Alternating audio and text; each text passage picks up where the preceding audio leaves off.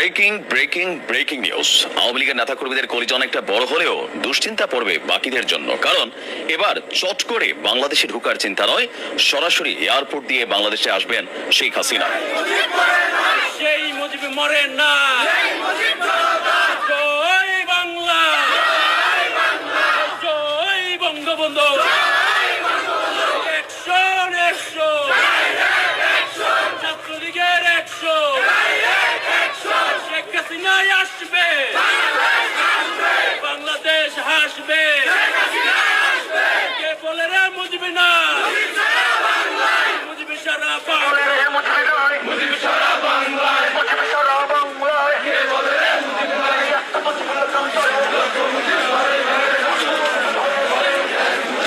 আমাদের এখানে সমস্যা হচ্ছে নির্বাচনের সমস্যা। আমরা যখন বসতে চাই আমরাও মামুরা বসে যাই। এইবার যে নির্বাচন হচ্ছে আমরাও মামুদের নির্বাচন। এই জাতীয় পার্টিকে ঠিক মতো দাঁড়াতেই দিচ্ছে না, এইটা পোড়াও সেইটা পোড়াও অমুক তমুক করা হচ্ছে। এবং এই দীপুচন্দ্র দাসকে যখন আগুনে পুড়িয়ে মারা হলো, একটি মিছিল আপনি দেখেছেন? ওটা ভারতের ষড়যন্ত্র করে, ওইটাই ভারত ষড়যন্ত্র করে মারলো। তারপরে এখন আপনি কথা বলতেছেন না, আপনি যখন দীপুচন্দ্র দাসকে যখন পুড়িয়ে মারলো, একটি মিছিল আপনি দেখেছেন?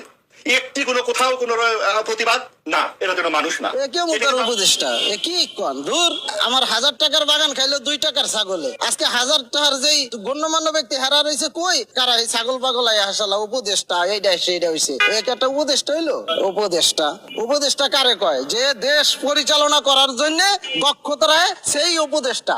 কিসের উপদেষ্টা? ওদেরকে বাদ দেওয়াটা ঠিক না, তার কারণ আমরা দেখছি 71 সালের যুদ্ধে হাজার হাজার লক্ষ লক্ষ লোক মারা গেছে, গুলিকিনি মারিয়ে গেছে পাকিস্তানি দিয়ে। সেই থেকে এ যাবত কোনো আপোষ নেই পাকিস্তানের লোক আমাদের। এখন ডক্টর ইউনূস সাহেব আসিয়ে পাকিস্তানের সাথে আপোষ করলো, কিন্তু এখন আওয়ামী লীগ পার্টিকে বাধ্য হলো কেন? এই যে সামান্য কয়েকজন মারা গেছে, 20-30 জন মারা গেছে, এটা তো সচরাচর।